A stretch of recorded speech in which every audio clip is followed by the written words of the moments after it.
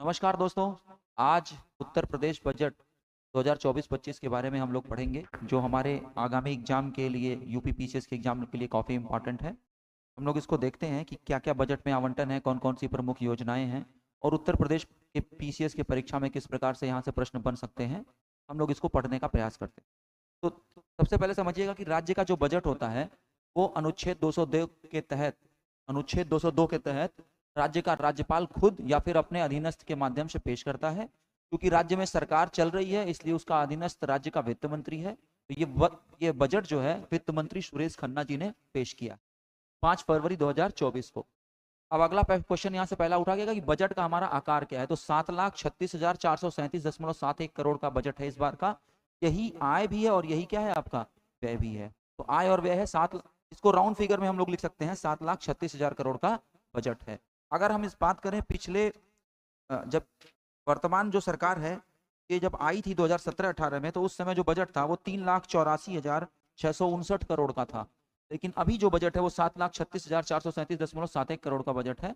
आप देखेंगे पिछले वर्ष की तुलना में जो बजट में वृद्धि हुई है वो है 6.7%।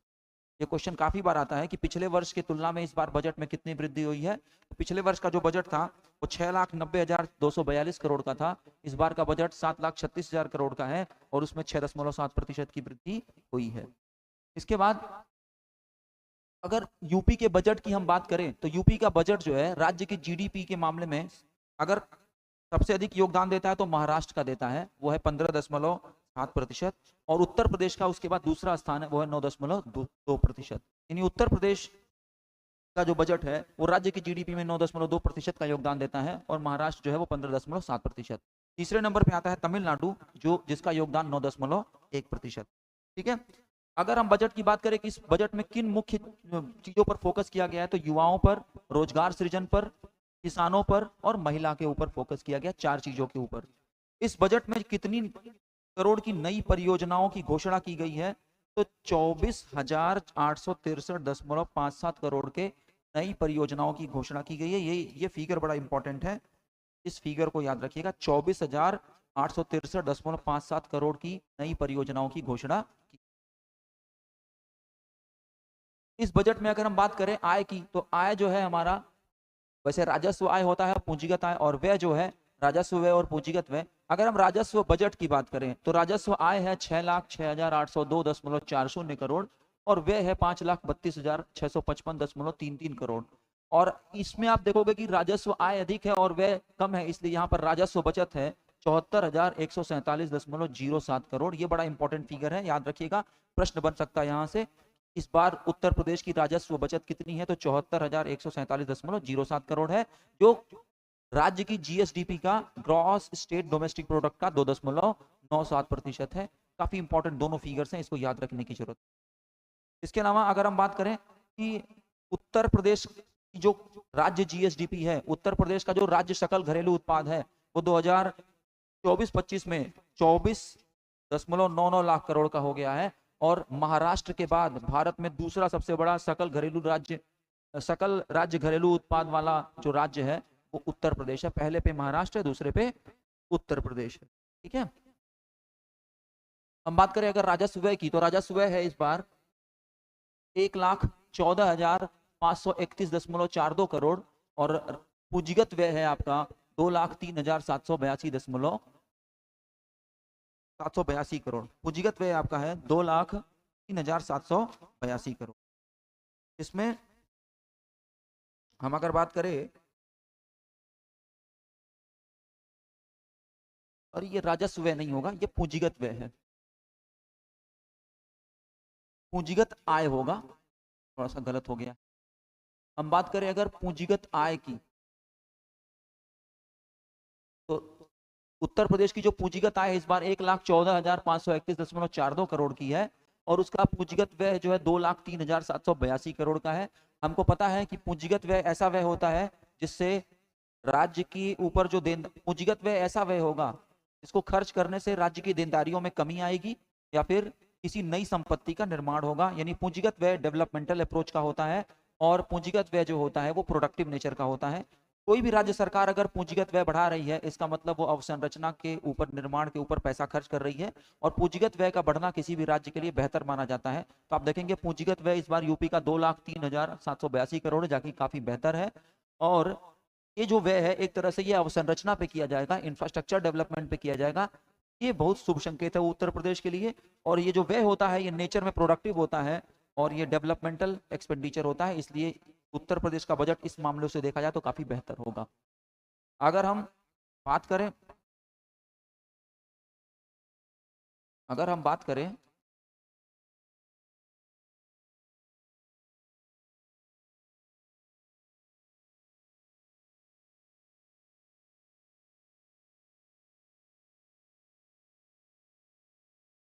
अगर हम बात करें उत्तर प्रदेश के आय के स्रोतों की, तो सर्वाधिक जो आय इस बार उत्तर प्रदेश को हो रही है वो राज्य का अपने कर राजस्व से हो रही है, जो है 37.1%। राज्य के अपने कर राजस्व से प्राप्ति हो रही है 37.1%। और अगर बात करें कि इसमें भी सबसे अधिक प्राप्ति किससे हो रही है, तो इसमें भी सर्वाधिक प्राप्ति हो रही है राज्य जीएसटी से। राज्य जीएसटी जो है, स्टेट जीएसटी से सबसे अधिक प्राप्ति हो रही है। ठीक है, सर्वाधिक करों से प्राप्ति, तो राज्य का जो जीएसटी है उससे सर्वाधिक हो रही है। हालांकि कुल कर राजस्व से 37.1% हो रहा है। केंद्रीय करों में जो राज्य का हिस्सा है वो 30%, दूसरी सबसे बड़ी प्राप्तियां हैं। सार्वजनिक ऋण इस बार यूपी सरकार ने लिया 15.3%, जो तीसरी सबसे बड़ी प्राप्ति है। यही टॉप 3 आप याद रखेंगे। तो सर्वाधिक प्राप्ति राज्य के अपने कर राजस्व से 37.1%। हालांकि इन सब चीजों को भी देख सकते हैं कि केंद्रीय अनुदान सहायता 12.9% है, और करों के अलावा जैसे फीस, फाइन या अदर जो राजस्व है वो है 3.4%। तो ये भारत उत्तर प्रदेश सरकार का जो है राजस्व की बात हो गई। आगे हम बात करेंगे सरकार की व्यय कहां कहां पे हो रहे हैं, सर्वाधिक व्यय। तो इस बार का सर्वाधिक व्यय जो है वो पूंजीगत व्यय पे हो रहा है, अवसंरचना के ऊपर 21%, काफी बेहतर ये इंडिकेशन है। दूसरा सर्वाधिक व्यय हो रहा है सरकारी कर्मचारियों के वेतन के ऊपर, जो 12.8% है कुल बजट का। और सरकारी सहायता प्राप्त संसाधनों को 11.7% का व्यय सरकार कर रही है। पेंशन पे सरकार ने 11.7% का व्यय किया है, और ब्याज भुगतान पे 7.3% का व्यय किया है। ये इंटरेस्टिंग फिगर्स हैं, इसको आप लोग देख लेंगे। हमने इसमें टॉप 5 आय के स्रोत लिखे हैं और टॉप 5 जो है व्यय के स्रोत को लिखे। ठीक है, इसके अलावा अगर हम उत्तर प्रदेश के राजकोषीय घाटे की बात करें, तो उत्तर प्रदेश का जो राजकोषीय घाटा है इस बार वो आपका राज्य के जीएसडीपी का 3.46% है। उत्तर प्रदेश का जो राजकोषीय घाटा है वो राज्य के जीएसडीपी का 3.46% है, और साइज में आएगा 86,530.51 करोड़। यूपी का राजकोषीय घाटा 86,530.51 करोड़ का है, जो कुल राज्य के जीएसडीपी का 3.46% के बराबर है। इसके अलावा एक और समझिएगा, उत्तर प्रदेश का जो प्रारंभिक घाटा है, प्रारंभिक घाटा ये जीएसडीपी का ये भी 3.46%, ये भी 3.46% है, ये भी याद रखिएगा। ठीक है, फिर आपका है प्रमुख घोषणाएं। इस बजट में कौन कौन सी प्रमुख घोषणाएं की गई हैं, तो कुशीनगर में महात्मा बुद्ध कृषि प्रौद्योगिकी विश्वविद्यालय के निर्माण के लिए 100 करोड़ के आवंटन का किया गया है। एक पहले से योजना चल रही है, हालांकि दुग्ध उत्पादन मिशन को बढ़ावा देने के लिए याद रखिएगा, नंद बाबा दुग्ध मिशन योजना यूपी सरकार चलाती है। और 2 पशु चिकित्सा महाविद्यालयों के निर्माण की घोषणा की गई है। तो एक जो चिकित्सा महाविद्यालय बनेगा वो गोरखपुर में बनेगा, और दूसरा चिकित्सा महाविद्यालय जो होगा वो भदोही में बनेगा। इन दोनों की घोषणा उत्तर प्रदेश ने। ठीक है,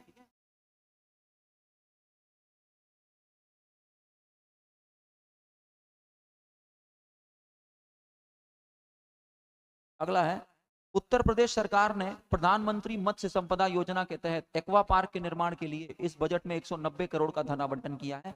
जहां फिगर से ज्यादा इंपॉर्टेंट आपको याद रखना है कि प्रधानमंत्री मत्स्य संपदा योजना का जो टेन्योर है वो 2020 से 2025 तक है, और इसके लिए जो है उत्तर प्रदेश सरकार ने जो एक्वा पार्क के निर्माण के लिए इस बार घोषणा की है।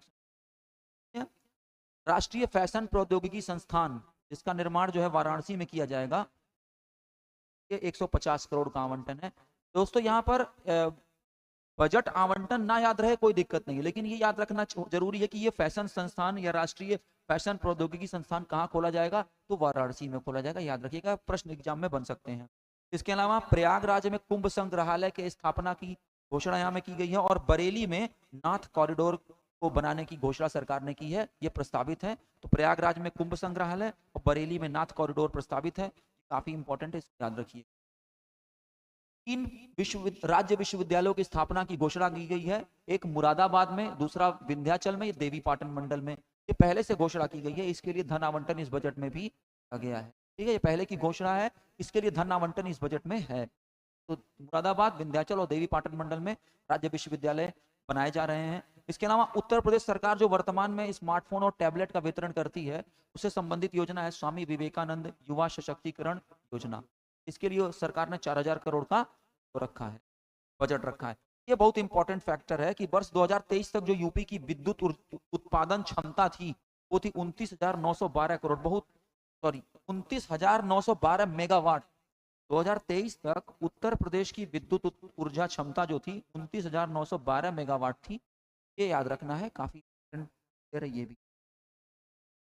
इसके अलावा आप समझोगे कि पीएम मित्र एक योजना है जिसके तहत बड़े स्तर पर टेक्सटाइल पार्क बनाने के लिए केंद्र सरकार की एक योजना है, तो उसके तहत उत्तर प्रदेश में भी एक टेक्सटाइल पार्क बनाने की घोषणा की गई। ठीक है, तो पीएम मित्र जो है उसका पहले फुल फॉर्म जान लीजिएगा। पीएम मित्र है prime ministers mega integrated textile reason and apparel, ये योजना है। इसके तहत सरकार ने उत्तर प्रदेश में जो पार्क बनेगा टेक्सटाइल, वो लखनऊ हरदोई के पास बनेगा, लखनऊ में बनेगा। ठीक है, एक्चुअल में लखनऊ हरदोई के पास है, ये लखनऊ में ही बनेगा। तो उत्तर प्रदेश में जो पीएम मित्र के तहत टेक्सटाइल पार्क बनेगा वो लखनऊ में बनेगा, लखनऊ हरदोई रोड पर। उसके लिए 1000 हेक्टेयर में मेगा टेक्सटाइल पार्क बनाने को मंजूरी दी गई है। उसके लिए बजट में 2000 करोड़ का आवंटन किया गया है। ध्यान देना है, यहाँ पर आवंटन ना याद रहे कोई दिक्कत नहीं है, लेकिन ये याद रखना होगा कि जो उत्तर प्रदेश में मेगा टेक्सटाइल पार्क बनाने के लिए घोषणा की गई है पीएम मित्र योजना के तहत, वो कहाँ की गई है, तो वो है लखनऊ। ठीक है, इसके अलावा आप देखेंगे पूर्वांचल विकास निधि के लिए इस बार के बजट में 575 करोड़ रुपए दिए गए हैं। बुंदेलखंड विकास निधि के लिए 425 करोड़ का आवंटन हुआ है, एवं महाकुंभ मेला 2025 के लिए इस बार 2500 करोड़ का आवंटन सरकार ने।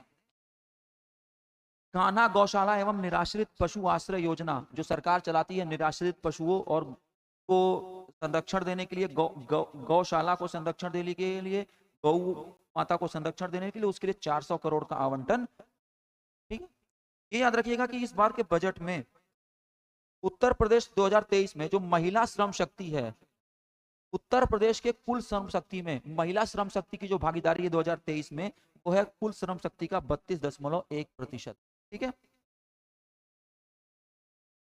इसके अलावा यूपी सौर ऊर्जा नीति जो है घोषित की गई थी 2022 में।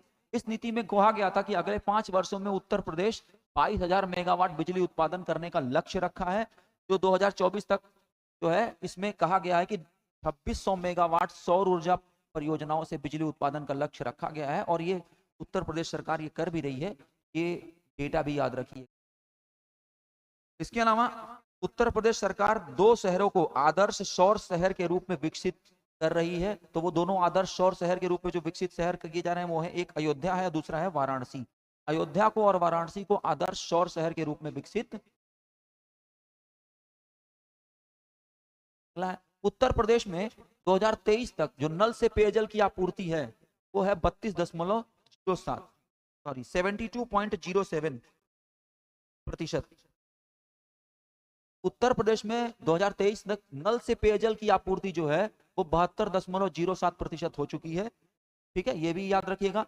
उत्तर प्रदेश में एक प्रश्न आएगा काफी इंपॉर्टेंट कि केंद्र की कौन कौन सी ऐसी योजनाएं हैं जिनके संचालन में या जिसके क्रियान्वयन में उत्तर प्रदेश प्रथम स्थान पर है। तो जो परियोजनाएं जिसमें उत्तर प्रदेश प्रथम स्थान पे है, तो पहला है प्रधानमंत्री मुद्रा योजना के परिचालन और संचालन में नंबर 1 पे यूपी है। दूसरे में प्रधानमंत्री जनधन योजना में सबसे प्रथम है।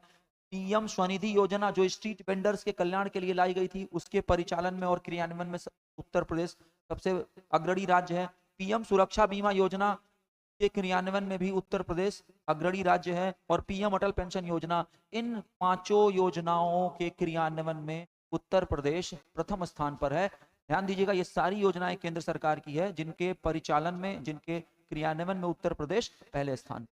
याद रखिएगा फिर से, प्रधानमंत्री मुद्रा योजना में, प्रधानमंत्री जनधन योजना में, पीएम स्वनिधि योजना जो स्ट्रीट वेंडर्स के लिए लाई गई है, और पीएम सुरक्षा बीमा योजना में, पीएम अटल पेंशन योजना में उत्तर प्रदेश क्रियान्वयन में पहले स्थान।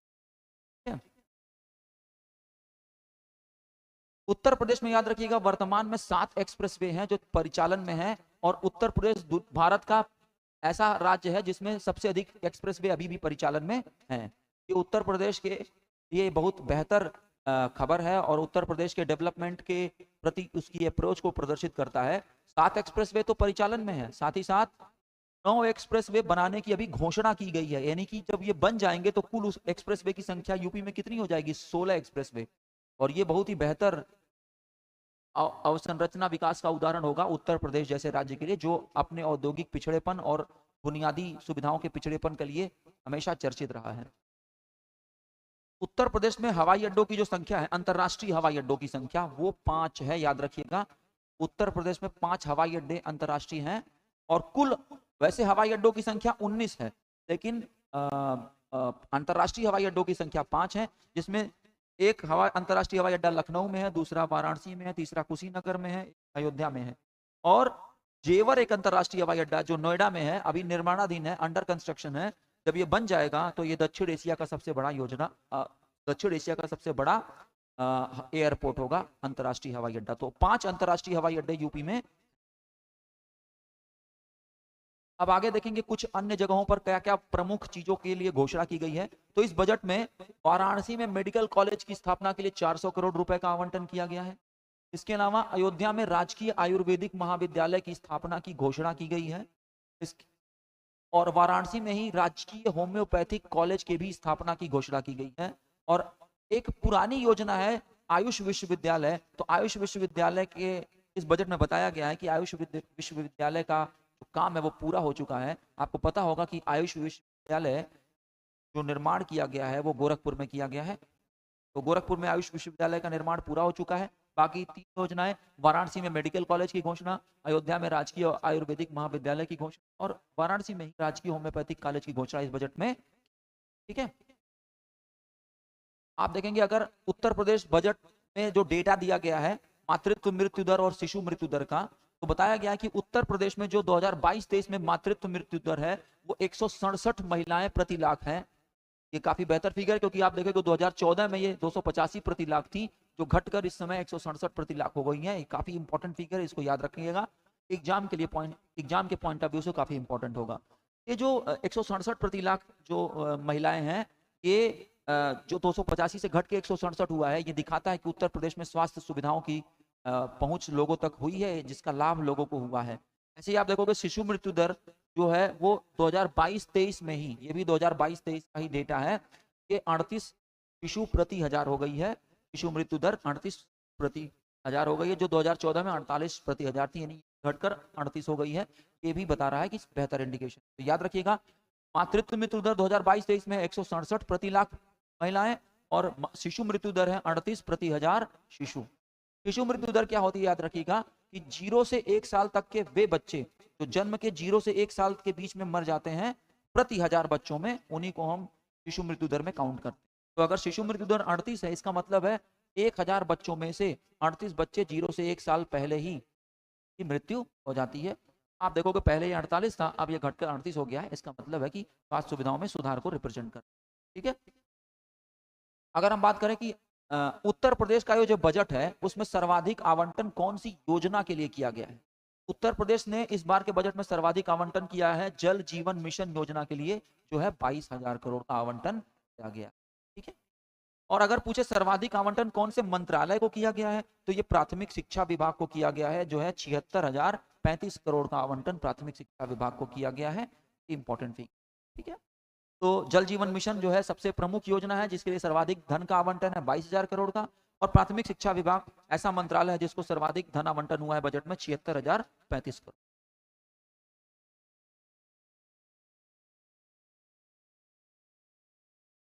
इसके अलावा कुछ और इंपॉर्टेंट फिगर है जिसको हम लोग देख लेंगे कि 2 ऐसी प्रमुख योजनाएं हैं, एक है प्रधानमंत्री जीवन ज्योति बीमा योजना और एक है डायरेक्ट बेनिफिट ट्रांसफर स्कीम। इसके निष्पादन में, इसके परफॉर्मेंस में, इसके क्रियान्वयन में उत्तर प्रदेश दूसरे स्थान पे है पूरे देश में। यानी कि 5 योजनाओं में तो पहले स्थान पे है केंद्र की योजनाओं में, और 2 योजनाएं हैं जिसमें दूसरे स्थान पे है। एक है प्रधानमंत्री जीवन ज्योति बीमा योजना और दूसरी है डायरेक्ट बेनिफिट ट्रांसफर। ठीक है, हम बात करें कि अगर माल निर्यात सूचकांक जो उत्तर प्रदेश का है, तो माल निर्यात सूचकांक में वर्ष 2019 में की अपेक्षा, वर्ष 2019 की अपेक्षा 2022 में उत्तर प्रदेश का स्थान जो है क्या है, तो 2019 में माल निर्यात सूचकांक में यूपी का स्थान 11वां था, और अब की बार 2022 में जो माल निर्यात सूचकांक में यूपी का स्थान है वो 7वां हो गया। अभी यूपी सरकार काफी बेहतर काम कर रही है। और अगर बात करें कि उत्तर प्रदेश का जो पूंजीगत व्यय है पिछले बजट में, तो पिछले बजट के तुलना में इस बार के पूंजीगत बजट में कितने प्रतिशत की वृद्धि हुई है, तो 6.19% की वृद्धि हुई है पूंजीगत बजट। ये बात याद रखिएगा। याद रखिएगा उत्तर प्रदेश बजट तो ये शो करता है कि काफी पूरी तरीके से इंफ्रास्ट्रक्चर ओरिएंटेड बजट है।